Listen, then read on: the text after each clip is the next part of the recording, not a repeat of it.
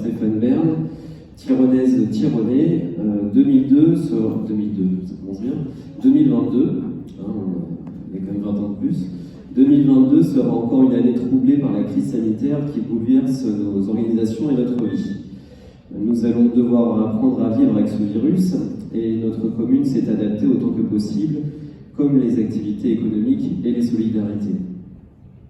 J'en profite pour féliciter et remercier le conseil municipal et les employés communaux pour leur professionnalisme et leur engagement au service de tous. Les services municipaux, en remaniement avec le départ en 2021 d'Élodie Maubert et de Jérôme Sénéchal, la réintégration de Yannick Bautreau et l'arrivée d'une nouvelle secrétaire de mairie, Sophie Crémades, donc ont bouleversé également un petit peu l'année 2021. Une solidarité qui s'est accentuée avec l'organisation de la vaccination, et je félicite tous les professionnels de santé et les bénévoles qui ont œuvré à l'organisation de ces campagnes de vaccination qui continuent pour le bien de la santé de tous. Malgré une décision douloureuse mais nécessaire de fermer la piscine municipale pour des raisons de sécurité, les activités estivales ont été presque toutes maintenues. Bravo à tous ceux qui ont participé à l'animation de nos soirées d'été et à tous les événements organisés, parfois dans des conditions difficiles. L'activité touristique a été particulièrement bouleversée par la crise sanitaire et la météo n'a pas arrangé les choses. Cependant, elle a généré une belle fréquentation à travers les événements Alpine Tiron, les escapes de la Grange-Audim, le domaine de l'abbaye et les animations du Collège Royal Militaire. Tiron-Gardé sera prochainement d'ailleurs mis en valeur grâce à une visibilité avec l'installation par Vinci d'un panneau touristique autoroutier sur la 11. La jeunesse a été particulièrement active en 2021, que ce soit par la réalisation des fresques avec le conseil municipal des enfants, le renouvellement du comité des jeunes, avec l'organisation de séances de cinéma et des tournois de basket, ou la participation au Moise Bad Cross d'une nouvelle équipe de jeunes agriculteurs. Tous ont montré leur dynamisme et leur envie d'œuvrer ensemble. Félicitations. Œuvrer ensemble, c'est ce dont nous travaillons aussi avec les associations sportives, entre autres, qui proposeront à la fin du mois d'août prochain une grande fête du sport et des associations. Notre labellisation Terre de Jeux 2024 nous permet également de rassembler autour de moments forts, sportifs, culturels, festifs et du vivre ensemble. Les réflexions sur le réaménagement du plateau sportif sont déjà bien avancées et se poursuivront activement en 2022. Suite aux différents confinements, notre commune a gagné en attractivité puisque de nouvelles activités s'y sont installées. On peut citer Henri Darbonne, ébéniste, ou Passion Brocante, ainsi que de nouveaux maraîchers et agriculteurs locaux qui produisent lentilles, pois chiches et autres légumes made in Tiron et alentours.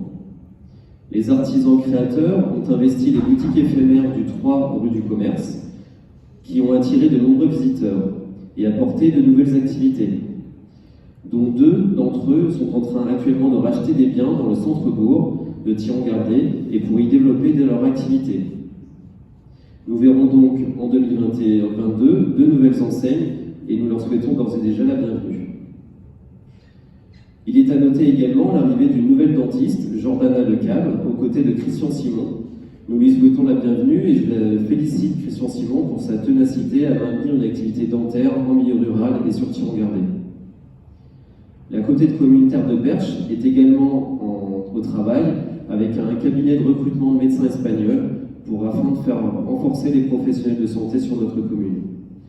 Nous étudions également la réalisation de 3 cabinets médicaux, rue Texier-Galas, au-dessus de la nouvelle maison des citoyens, mairie, la poste, la France Service, l'espace numérique et de travail, qui sera normalement réunis dans un même lieu afin de maintenir l'offre de services au public et répondre au mieux aux attentes de la population du bassin de vie tironnais.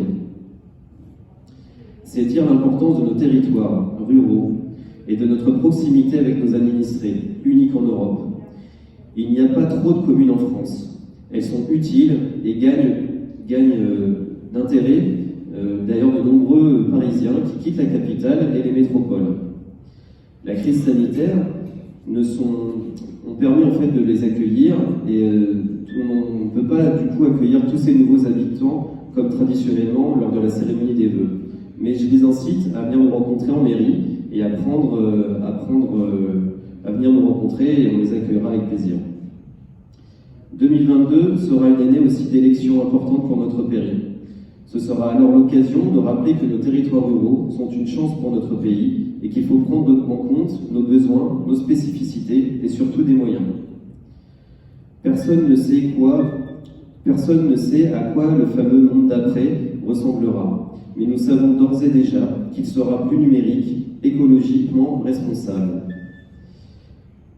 Les territoires ruraux sortiront renforcés de cette séquence tragique, où les urbains ont redécouvert les vertus de la proximité de la nature et les territoires d'abord refuges qui deviendront progressivement des territoires d'équilibre.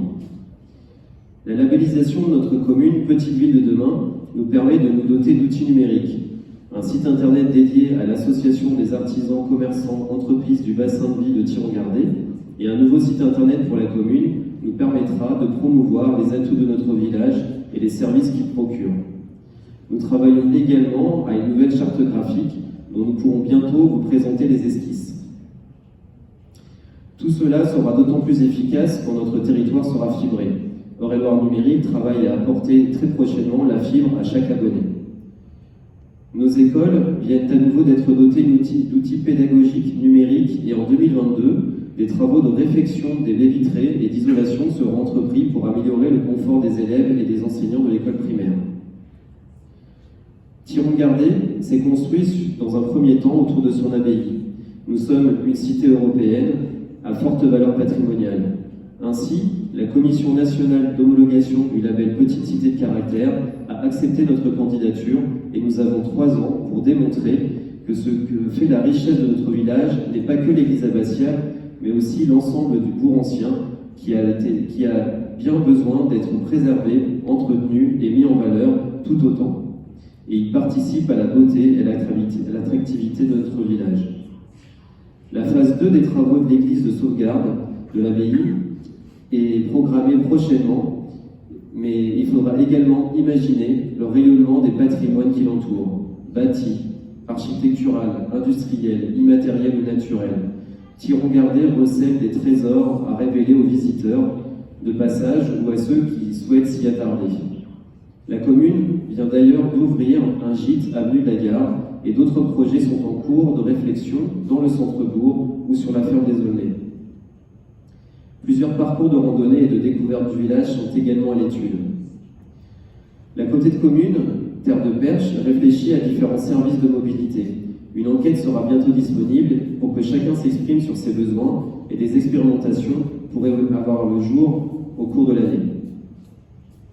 Enfin, en 2022 sera marqué par les élections présidentielles et législatives et nous entendons beaucoup de choses au sujet de la France. Derrière les opinions, parfois provoques et parfois haineuses, gardons en tête que nous avons besoin de plus de solidarité, de plus d'apaisement et pour nous permettre des perspectives heureuses ensemble.